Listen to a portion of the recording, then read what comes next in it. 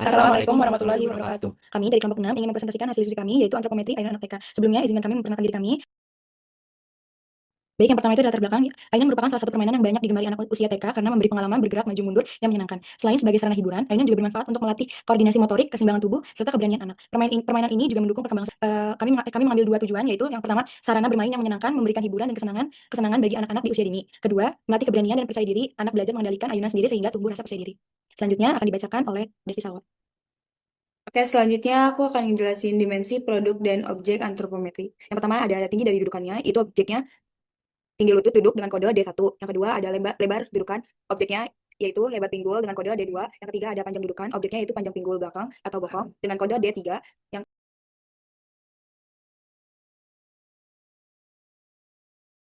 selanjutnya ada tinggi sandaran dengan objek tinggi bahu 1 duk, kodenya D4 di diameter pegangan, jarak antar tiang.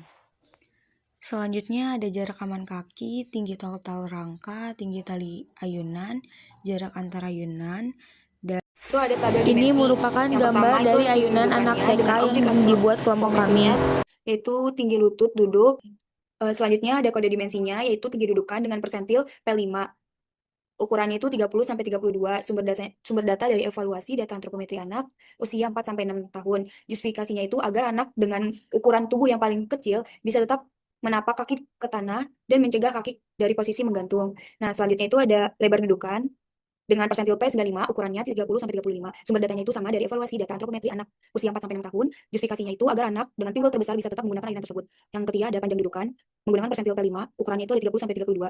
Sumber datanya itu sama itu dari evaluasi data antropometri anak usia 4 sampai 6 tahun. Justifikasinya itu supaya anak dengan tungkai paling pendek tetap nyaman dan tidak terjepit oleh dudukan ayunan saat memainkannya. Kemudian kode dimensi selanjutnya adalah tinggi sandaran.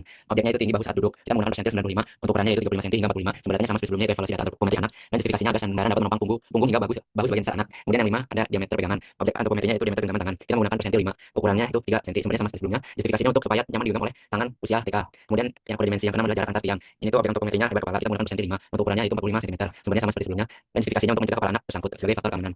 Kemudian yang ketujuh adalah jarak aman kaki. Objeknya itu tinggi lutut duduk plus jarak aman. Kita menggunakan persentil 95 dan ukurannya itu 40 hingga 42 cm. Sebenarnya sama seperti sebelumnya. Justifikasinya adalah agar anak dengan tungkai terpanjang tetap aman tidak menyentuh tanah. Kemudian yang ke-8 ada tinggi total rangka. Objeknya itu tinggi badan plus ruang ayun. Persentilnya kita menggunakan 95, ukurannya itu 150 hingga 160 cm. Sumber datanya sama seperti sebelumnya. Justifikasinya untuk memberi ruang ayunan agar kepala tidak mengenai tiang ayunan. Ini maaf ada salah penulisan. Kemudian yang ke-9 ada tinggi tali ayunan.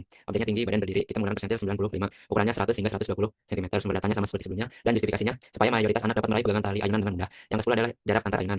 Objeknya lebar bahu plus ruang gerak. Kita menggunakan persentil 95 dengan ukuran kurang lebih 70. Sumbernya sama seperti sebelumnya. Justifikasinya agar ayunan dapat digunakan bersama. Assalamualaikum warahmatullahi wabarakatuh.